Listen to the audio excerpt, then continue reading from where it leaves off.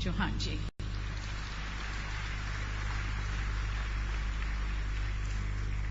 भारत की करोड़ों करोड़ जनता के हृदय के हार, मुकुटमणि, और 4 महीना पहले जो प्रधानमंत्री बने, लेकिन आज केवल भारत के प्रधानमंत्री नहीं, विश्व के आकाश में सूर्य की तरह चमकने वाले ग्लोबल लीडर के रूप में आज हमारे सामने हैं। ऐसे हमारे प्रिय प्रधानमंत्री श्रीमान नरेंद्र मोदी जी, रिस्पेक्टेड एम्बेसडर्स, हमारे इंडस्ट्री के जितने भी सम्मानित उद्योगपतिगण आए हैं, ऐसे जिनका देश को बनाने में बड़ा योगदान है, ऐसे सम्मानित उद्योगपतिगण, मेरे मंत्रिमंडल के सभी माननीय मंत्रीगण, आदरणीय केंद्रीय मंत्रीगण, इस कार्यक्रम में उपस्थित बहनों और भाइयों, सबसे पहले मैं आप सबका यहां हृदय से स्वागत करता हूं। केवल अपनी ओर से नहीं, मध्य प्रदेश की 7.5 करोड़ जनता की ओर से आपका स्वागत करता हूं, आपका अभिनंदन करता हूं। स्वागत है हमारे प्रधानमंत्री नरेंद्र मोदी जी का। सचमुच में भारत थका सा लग रहा था, भारत रुका सा लग रहा था, भारत टूटा सा लग रहा था, निराश भारत, हताश भारत, नौजवान निराशा के गर्त में डूब रहे थे। लेकिन 4 महीने पहले माननीय नरेंद्र मोदी जी ने शपथ ली और आज देश अंगड़ाई लेके खड़ा हो गया। एक नई आशा, एक नया विश्वास, सचमुच में चमत्कार सा हुआ है। शेयर बाजार कुलांचें भर रहा है, विकास दर बढ़ने लगी, 4.5% से पहुंच गई 5.7%। अब विशेषज्ञ अंदाज लगा रहे हैं, अनुमान लगा रहे हैं अगले साल 6.5% के आसपास, और उसके बाद वो सपना भी पूरा होगा जब 9%, 10% की विकास दर हिंदुस्तान की होगी। सारा देश बदल गया।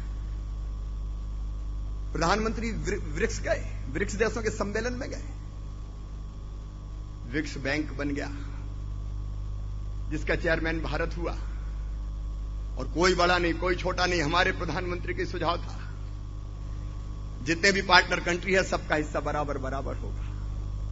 उनकी भूटान यात्रा, उनकी नेपाल यात्रा, उनकी जापान यात्रा, फिर चीन के प्रमुख का यहां आना, और फिर प्रधानमंत्री का अमेरिका जाना।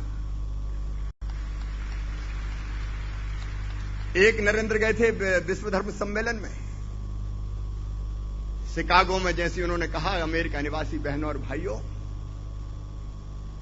उन्हें अमेरिका वासियों का हृदय झंकृत कर दिया था। और दूसरे नरेंद्र गए फिर अमेरिका की यात्रा पर, अमेरिका चमत्कृत हो गया।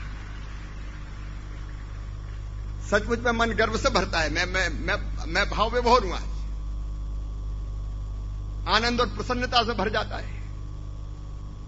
प्रधानमंत्री जी, आपने केवल अपना मान नहीं बढ़ाया, आपने भारत माता का मान और सम्मान बढ़ाने का काम किया। भारत की जनता का माथा आज गर्व से उन्नत से उठा हुआ है। पालसी पैरालिसिस खत्म हो गया, फैसले फटाफट लिए जाने लगे, और सचमुच में ग्लोबल लीडर की जो कमी थी वैश्विक नेता की, उस कमी को भी पूरा करने का काम हमारे प्रधानमंत्री नरेंद्र मोदी जी ने किया है। बहनों और भाइयों, मैं चाहता हूं एक बार जोरदार तालियां बजा के, दोनों हाथ उठा के ताली बजा के प्रधानमंत्री जी का स्वागत कीजिए, अभिनंदन कीजिए। बहुत बहुत अभिनंदन प्रधानमंत्री जी। मैं स्वागत करता हूं हमारे एम्बेसडर्स का, हाई कमिश्नर्स का। वे हमारे मेहमान हैं, और मेहमान हमारे यहां तो गेस्ट इज गॉड, भगवान जैसे होते हैं। लेकिन आप केवल मेहमान नहीं, आप हमारे परिवार के सदस्य हैं, क्योंकि ये भारत ऐसा है जिसने आज नहीं हजारों साल पहले कहा, अयम निजम परावेत्ति गणना लघु चेत साम उदार चरिता नाम तू वसुदैव कुटुंबकम। ये मेरा, ये तेरा, ये सोच छोटे दिल वालों का होता है। जो विशाल हृदय के होते हैं वो तो कहते हैं सारी दुनिया ही एक परिवार है। और इसलिए आप भी हमारे परिवार के सदस्य हैं, आप हमारे परिवार के अंग में, आप सबका हृदय से स्वागत करता हूं। मैं सभी उद्योगपति गणों का स्वागत करता हूं। आप भारत को बनाने वालों, भारत को बनाने में महत्वपूर्ण योगदान देने वाले, और जिस विश्वास के मध्य प्रदेश की धरती पर आप आए हैं, मैं आप सभी को यह विश्वास दिलाता हूं, भरोसा दिलाता हूं कि मैं और मध्य प्रदेश आपका विश्वास किसी भी कीमत पर टूटने नहीं देगा, खंडित नहीं होने देगा। मध्य प्रदेश एक पिछड़ा राज्य था, बीमारू राज्य था, लेकिन मैं आप सबका भी स्वागत करता हूं, जो यहां बैठे उनका भी। लेकिन मैं उनसे क्षमा मांगता हूं कि जिनको हम यहां स्थान दे नहीं पाए, वो अलग अलग हाल में बैठे हैं, कमरों में बैठे हैं, स्क्रीन पे प्रधानमंत्री जी का भाषण सुनेंगे। मुझे खेद है, इस हाल में जगह हम उन्हें नहीं दे पाए, लेकिन इस दिल में उनके भी दे दी जगह है। मित्रों, रजिस्ट्रेशन 10 दिन पहले हमने बंद करके कहा कि अब जगह नहीं है, लेकिन जो यहां जगह भले ना मिली हो, निवेश के लिए हम सबके लिए काम करेंगे। हमारा मध्य प्रदेश पिछड़ा राज्य, बीमारू राज्य, मैं मुख्यमंत्री बना तो चिंता यही थी कि निकलेगा कैसे ये, लेकिन आज मुझे कहते हुए प्रसन्नता है, मध्य प्रदेश की 7 सालों से लगातार विकास दर डबल डिजिट में रही है। और जब मैंने पहली बार कहा था कि मध्य प्रदेश को हिंदुस्तान के नंबर 1 के राज्यों की पांत में ले जाएंगे, तो लोग मजाक उड़ाते थे, वैसे ही कह रहा है, दिन में सपने देख रहा है। लेकिन आज मैं गर्व के साथ कहता हूं, मध्य प्रदेश की विकास दर इस साल हिंदुस्तान में सबसे ज्यादा 11.08% रही है। और कृषि विकास दर, agriculture growth rate, before last year थी हमारी 18.91%, लास्ट ईयर 20%, और इस साल शायद दुनिया में कहीं नहीं होगी 24.99%। मैं मध्य प्रदेश के किसानों को बधाई देता हूं, जनता को बधाई देता हूं। हमने तेजी से आगे बढ़ने की कोशिश की है, इंफ्रास्ट्रक्चर नहीं था, हमने बनाने की कोशिश की है। मैं उसके विस्तार में नहीं जाऊंगा, हम माननीय प्रधानमंत्री जी को सुनेंगे। हमने मध्य प्रदेश को बीमारू राज्य की श्रेणी से निकाला है, लेकिन हम यहीं नहीं रुकने वाले, आगे बढ़ना है और तेजी से आगे बढ़ना है। मध्य प्रदेश को बनाने में जहां किसानों का और जनता का योगदान है, वहां मुझे ये कहते हुए गर्व है कि पॉलिसी पैरालिसिस के इस दौर में भी हमारे उद्योगपतियों ने भी इसमें महत्वपूर्ण भूमिका निभाई है। माननीय प्रधानमंत्री जी ने डिजिटल इंडिया का नारा दिया है। यहां मुकेश अंबानी जी बैठे हैं, 4G के विस्तार में उनकी कंपनी महत्वपूर्ण भूमिका कर, रिलायंस जियो महत्वपूर्ण भूमिका का निर्वाह कर रही है। मध्य प्रदेश में बिजली नहीं थी, 2 घंटे, 3 घंटे, 4 घंटे। जब मैं मुख्यमंत्री बना 3000 मेगावाट हमारी बिजली की उपलब्धता थी, आज है 14,000 मेगावाट, 14,000 मेगावाट। मध्य प्रदेश दूसरे राज्यों को बिजली दे रहा है। बिजली के उत्पादन में MP जैनको ने तो काम किया ही है, लेकिन अनिल अंबानी जी 79 पैसे में हमें पर यूनिट बिजली देने का काम शासन से हमें हो रहा है। हमारे रुइया जी आए, विपरीत परिस्थितियों में उनने प्लांट लगाया, जेपी पावर प्लांट लगा गौर साहब, उनने योगदान किया है। साइरस मिस्त्री जी हम राजबान है। TCS अब अपना कैंपस इंदौर में प्रारंभ करने जा रही है। IT की अगली डेस्टिनेशन भी अब मध्य प्रदेश होगी, मुझे पूरा विश्वास। गौतम अडानी जी आए, फूड प्रोसेसिंग में, पोस्ट हार्वेस्ट मैनेजमेंट में, PPP पर स्टील साइलो के निर्माण में उन्होंने महत्वपूर्ण भूमिका निभाई है। किशोर बयानी जी रिटेल के क्षेत्र में और अब फूड पार्क के क्षेत्र में यहां काम करेंगे। ITC के YC देवेश्वर जी भी मध्य प्रदेश के बड़े निवेशकर्ता और अब फूड पार्क की स्थापना करने वाले हैं। आदि गोदरेज जी औद्योगिकरण के लिए तो उन्होंने हमारा मार्गदर्शन किया ही है। अधोसंरचना और कंज्यूमर गुड्स में भी उनका योगदान होने वाला है। टेक्सटाइल यूनिट्स मध्य प्रदेश में तेजी से आ रही है।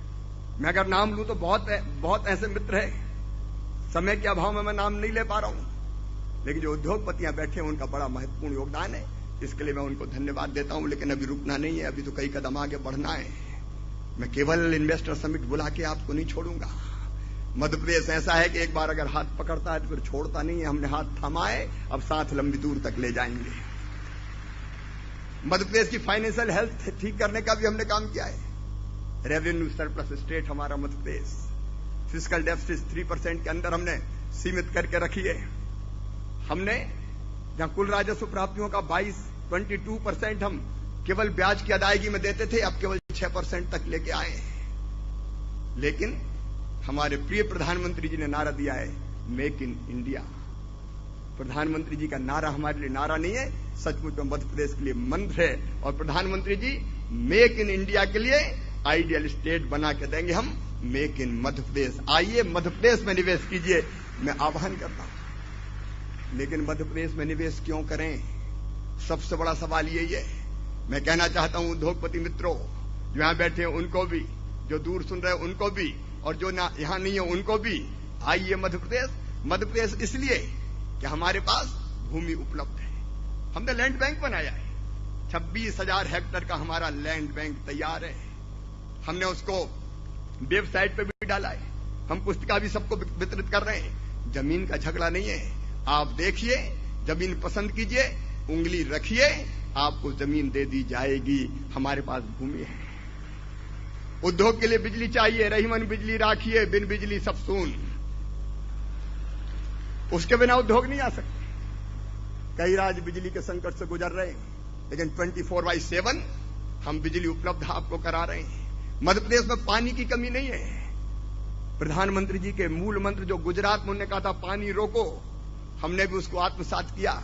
छोटे बांध, बड़े बांध, 7 लाख हेक्टेयर जमीन में सिंचाई होती थी, अब 27.5 लाख हेक्टेयर जमीन में होती है। उद्योगों के लिए पर्याप्त पानी है। और कमी थी तो नर्मदा जी के पानी को लिफ्ट करके छिपरा मैया तक ले आए। अब काली सिंह, गंभीर और पार्वती को भी नर्मदा जी से जोड़ेंगे। और पानी की कमी ना तो खेती के लिए रहने देंगे, ना उद्योगों के लिए रहने देंगे। यहां पानी है।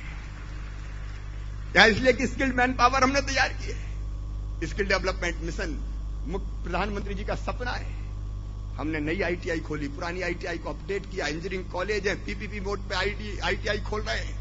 और हम औद्योगिक घरानों को भी अपील करते हैं, साथ मिलकर आईटीआई खोलें। जैसा स्किल्ड मैन पावर चाहिए मध्य प्रदेश के नौजवान वैसे कुशल हाथ रखते हैं, हम उनको और ट्रेंड करेंगे, आपको कोई दिक्कत नहीं होगी। मध्य प्रदेश में औद्योगिक शांति है। चाहे जो मजबूरी हो, मांग हमारी पूरी हो, जो हमसे टकराएगा मिट्टी में मिल जाएगा, ये नारे यहां नहीं लगते। मैंडेज लॉस नहीं है। स्किल्ड मैन पावर, कोई औद्योगिक अशांति नहीं। मध्य प्रदेश में हमने रियल सिंगल विंडो बनाई है। ये सिंगल विंडो ही बड़ी खतरनाक होती है। कहते हैं सिंगल विंडो, लेकिन सिंगल विंडो में जाने के बाद 10 विंडो पे और जाओ, जा जाके परेशान हो जाओ। एक बार फंस गए तो फिर फंसे ही रहे। आज मैं प्रधानमंत्री जी से चर्चा कर रहा था। हमने अपनी सिंगल विंडो एमपी ट्राइफेड को बनाई है। वहां संबंधित विभागों के सारे ऑफिसर्स बैठेंगे, सक्षम ऑफिसर बैठेंगे, अधिकार संपन्न अधिकारी बैठेंगे। और हमारे उद्योगपति को, इन्वेस्टर को घूमना नहीं पड़ेगा, वहीं से सारे क्लियरेंस करा के देने का हम काम करेंगे। आज प्रधानमंत्री जी ने मुझे कहा कि शिवराज, एक एक अफसर और इनके साथ लगा दो। एक प्रोजेक्ट के पीछे एक अफसर, और उसकी जिम्मेदारी होगी कि उस प्रोजेक्ट के सारे कामों को करा के दे। हम वो अधिकारी भी, आप आइए, तय कर देंगे आपका काम। वो अधिकारी की जवाबदारी होगी, आपको नहीं भटकना पड़ेगा। रियल सिंगल विंडो, निश्चित समय सीमा में काम। और इसलिए मध्य प्रदेश में हमने तय किया है, public service delivery guarantee act बनाया है। हर काम की समय सीमा हमने तय कर दी है, और समय का हर काम के लिए जिम्मेदार अधिकारी हमने तय कर दिया है। मध्य प्रदेश में हमने तय किया है कि अगर कोई अनुमति 3 दिन में दी जानी, 7 दिन में दी जानी, तो वो अनुमति कौन सी दी जानी तय, किस अफसर को देना है वो भी तय। और अगर 3 दिन में नहीं दिया तो चौथे दिन उस पर जुर्माना हो जाएगा, जो उसकी तनख्वाह सैलरी से काटा जाएगा, और हर्जाने के रूप में जिसका काम देर से होगा उसको दे दिया जाएगा।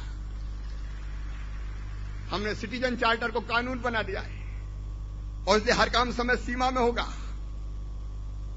हमने ये भी कोशिश की है, लेबर लॉज, जो श्रम कानून थे, माननीय प्रधानमंत्री जी ने कहा कि रेड टेपिज्म खत्म होगा, रेड कारपेट बिछाएंगे। हमने श्रम कानूनों को बदल दिया है। मैं उसके विस्तार में भी नहीं जाऊंगा, समय नहीं है। लेकिन जितने भी उद्योग और व्यावसायिक प्रतिष्ठान है, सेल्फ डिक्लेरेशन और मात्र 1 रिटर्न जमा करने की योजना लागू करने का हमने फैसला किया है।